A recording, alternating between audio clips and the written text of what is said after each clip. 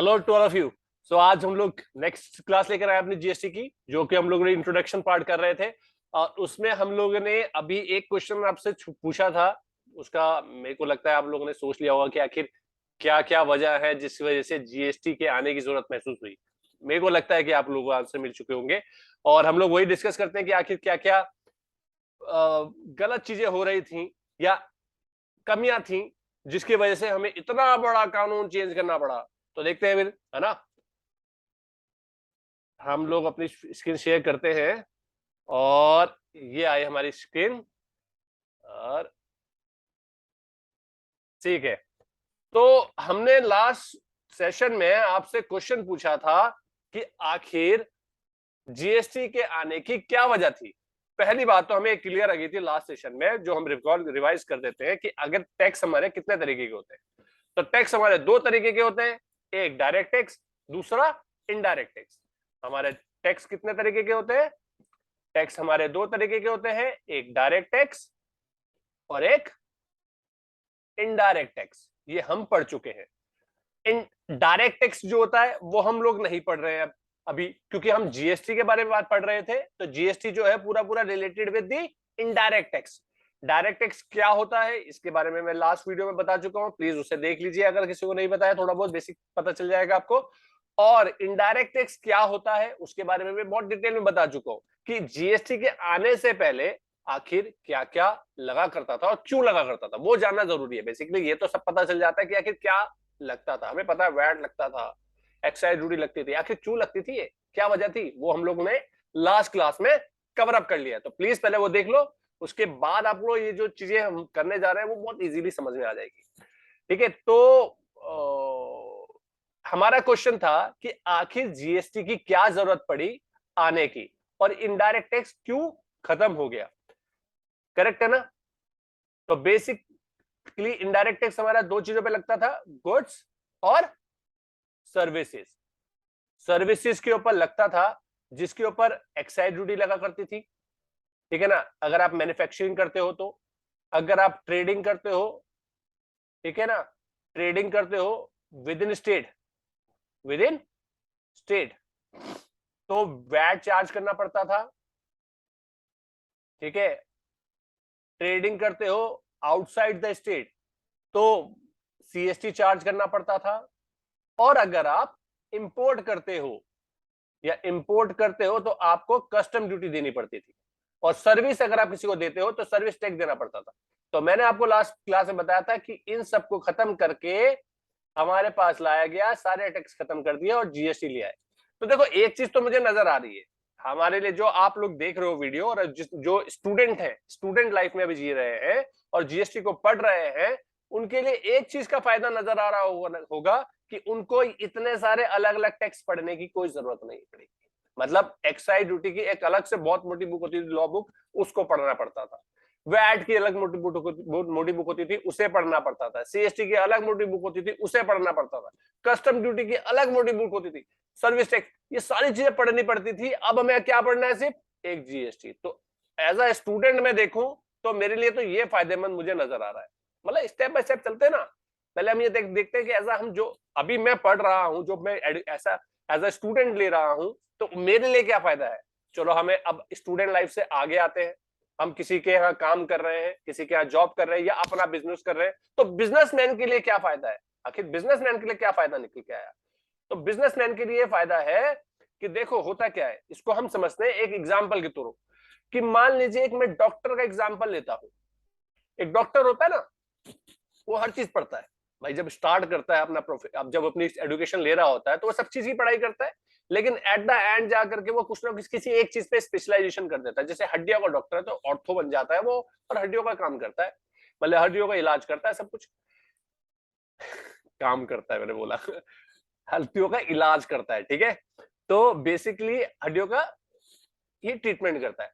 लेकिन अगर एक चीज बताओ कि अगर उसके घर में किसी को नजला जुकाम या किसी को खांसी हो जाती है, फीवर हो जाता है, कान में दर्द हो जाता है, क्या उसको इतनी नॉलेज नहीं है कि उससे वो डॉक्टर प्रिस्क्राइब कर सके कोई मेडिसिन? कर सकता है, क्योंकि इतनी नॉलेज तो है ना, वो डॉक्टर तो है ना, उसे ये तो पता है ना उस चीज के लिए क्या दिया जा सकता है, दे देता है। लेकिन हम क्या ऑर्थो के पास जाते हैं इस तरीके की चीजें लेकर के कि भैया हमें नजला जुकाम हो रहा है, हमें ये चीज हो रही है, फीवर हो रहा है, ऐसा कुछ हो रहा है, तो हमें ये प्रिस्क्राइब कर दो ना। हम उसके पास नहीं जाना पसंद करते, क्योंकि हमें पता है उसकी स्पेशलिटी किसी और चीज पे है।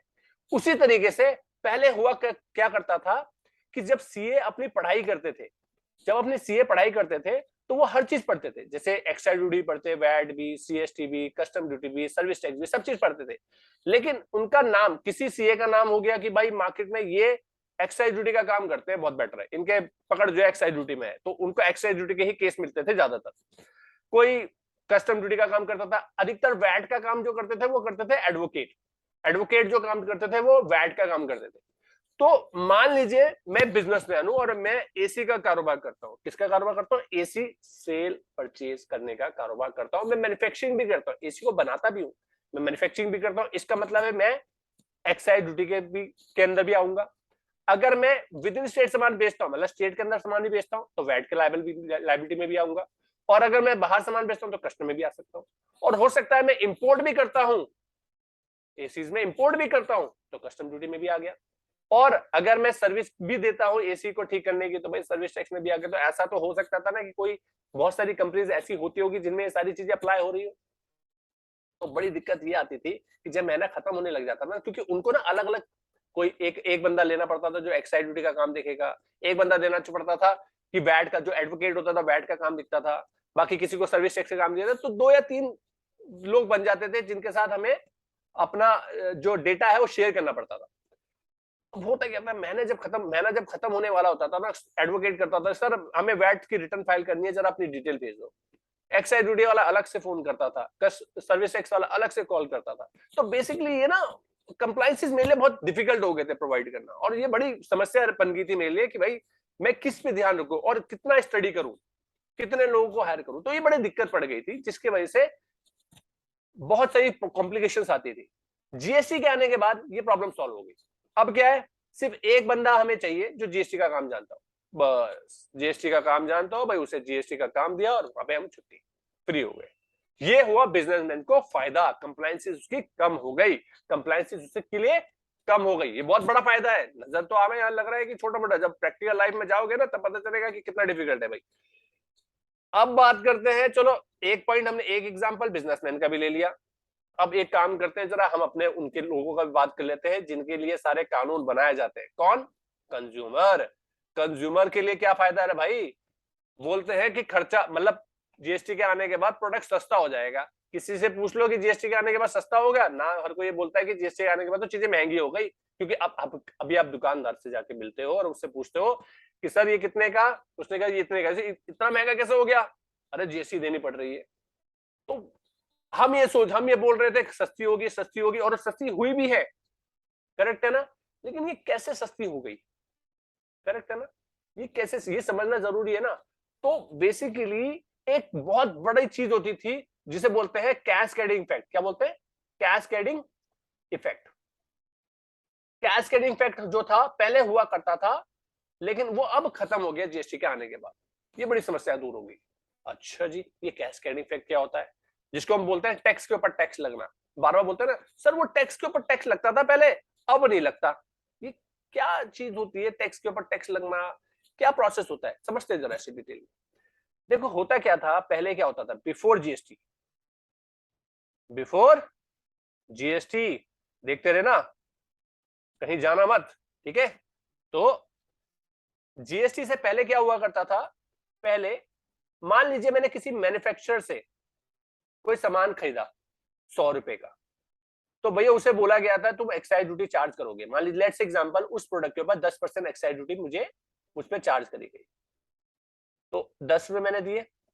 और उसी को बोला गया था तुम वैट भी चार्ज करोगे क्योंकि तुम ट्रेडिंग भी करते हो।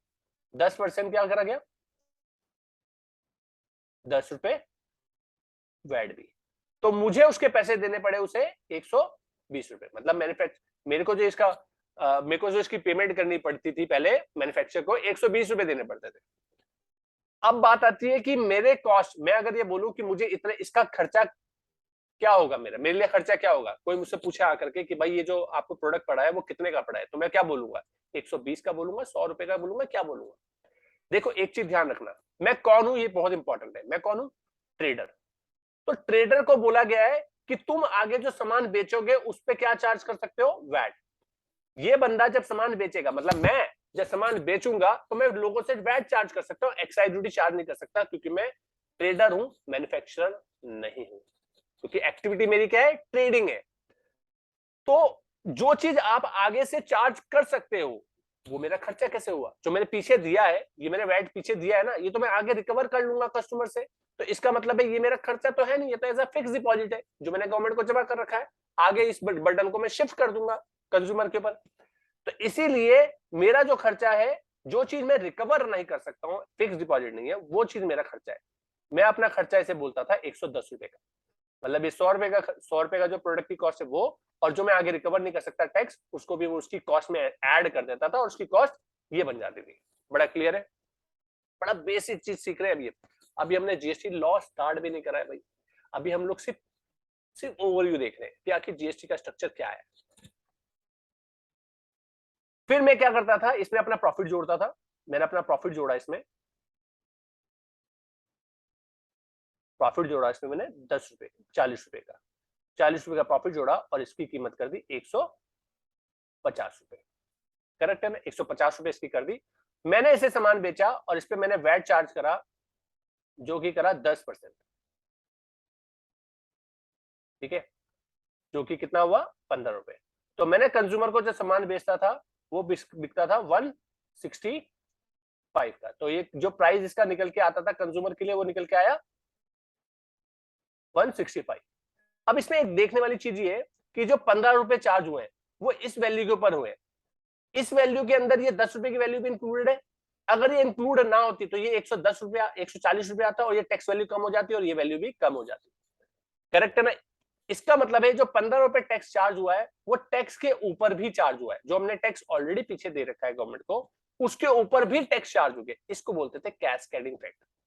कैस्केडिंग इफेक्ट बेसिकली क्या होता था, जो टैक्स के ऊपर टैक्स चार्ज होता था उसे हम टैक्स कैस्केडिंग इफेक्ट बोलते थे, जिसकी वजह से हमारी कॉस्ट ज्यादा हो जाती थी।